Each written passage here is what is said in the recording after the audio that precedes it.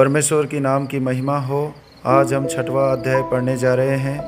फिर जब मनुष्य भूमि के ऊपर बहुत बढ़ने लगे और उनके बेटियां उत्पन्न हुई, तब परमेश्वर के पुत्रों ने मनुष्य की पुत्रियों को देखा कि वे सुंदर हैं, और उन्होंने जिस जिस को चाहा उनसे विवाह कर लिया। तब यहोवा ने कहा, मेरा आत्मा मनुष्य से सदा लो विवाद करता न रहेगा, क्योंकि मनुष्य भी शरीर ही है। उसकी आयु 120 वर्ष की होगी। उन दिनों में पृथ्वी पर दानव रहते थे। और इसके पश्चात जब परमेश्वर के पुत्र मनुष्य की पुत्रियों के पास गए, तब उनके द्वारा जो पुत्र उत्पन्न हुए वे शूरवीर होते थे, जिनकी कीर्ति प्राचीन काल से प्रचलित है। यहोवा ने देखा कि मनुष्य की बुराई पृथ्वी पर बढ़ गई है, और उनके मन के विचार में जो कुछ उत्पन्न होता है वह निरंतर बुरा ही होता है। और यहोवा पृथ्वी पर मनुष्य को बनाने से पछताया, और वह मन में अति खेदित हुआ। तब यहोवा ने कहा, मैं मनुष्य को जिसकी मैंने सृष्टि की है पृथ्वी के ऊपर से मिटा दूंगा। क्या मनुष्य, क्या पशु, क्या रेंगने वाले जंतु, क्या आकाश के पक्षी, सबको मिटा दूंगा, क्योंकि मैं उनके बनाने से पछताता हूँ। परंतु यहोवा के अनुग्रह की दृष्टि नूह पर बनी रही।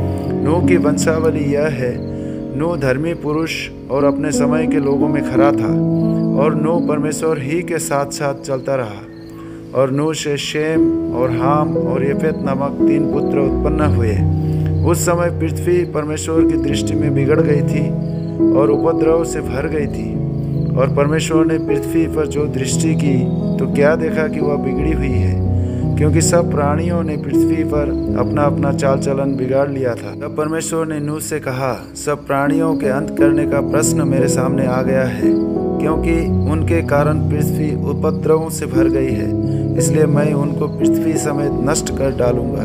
इसलिए तू गोबेर वृक्ष की लकड़ी का एक जहाज बना ले, उसमें कोठरियां बनाना और भीतर बाहर उस पर राल लगाना। इस ढंग से तू उसको बनाना।